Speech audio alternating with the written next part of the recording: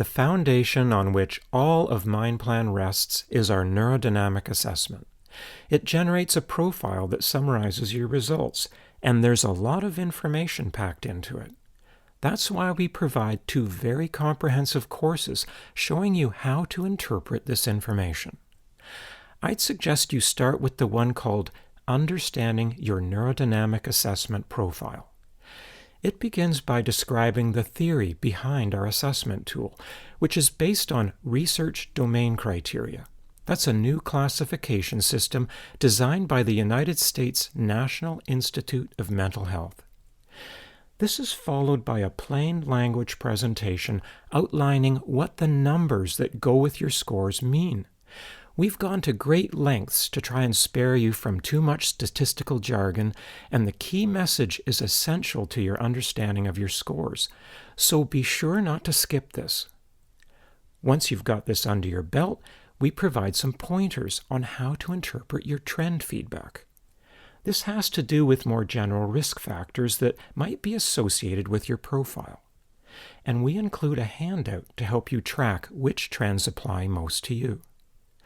The course then walks you through a detailed breakdown of your domain scores. The 4 core domains are described one at a time, as are the constructs that make up each of them.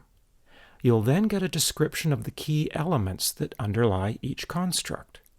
This includes a brief summary of the chemistry driving things, and a neurodynamic animation illustrating some of the brain networks that are involved. You'll also learn the different ways each of these elements can be measured, which guides may be related to them, and what treatment tools relate to them. At the opening of each section, you'll get a handout to help you track which elements apply the most to you. This goes for factors too, which are yet another way that we break down your scores. We provide a detailed description of 5 factors or groupings of elements, what a high score on each of them means, and what type of people score high on them. You're also provided with neurodynamic animations describing some of the key brain networks involved with each factor. Next, each factor is matched with its own distinct set of DSM-5 and ICD-11 diagnoses. Once you're familiar with what's behind the factors, you'll learn which e-guides apply to each one, along with a case example and some suggestions about relevant treatments from our toolkit. Once you have a handle on what your trend, domain, and factor results mean, the course closes with a segment describing how you can take the information you've learned and apply it to your own change plans.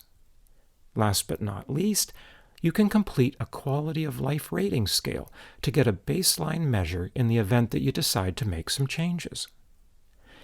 In case you have an appetite for more information on our scans and the work we've done to develop them, the course called MindPlan Research contains a lot of information on this.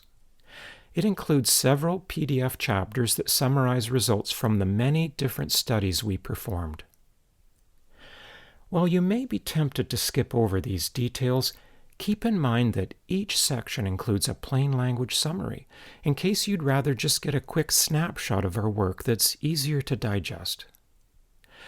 The research report is another feature of MindPlan that we're really proud of.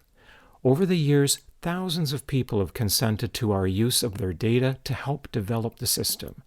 Making the results of all of this work accessible is just one of the ways we hope to give something back.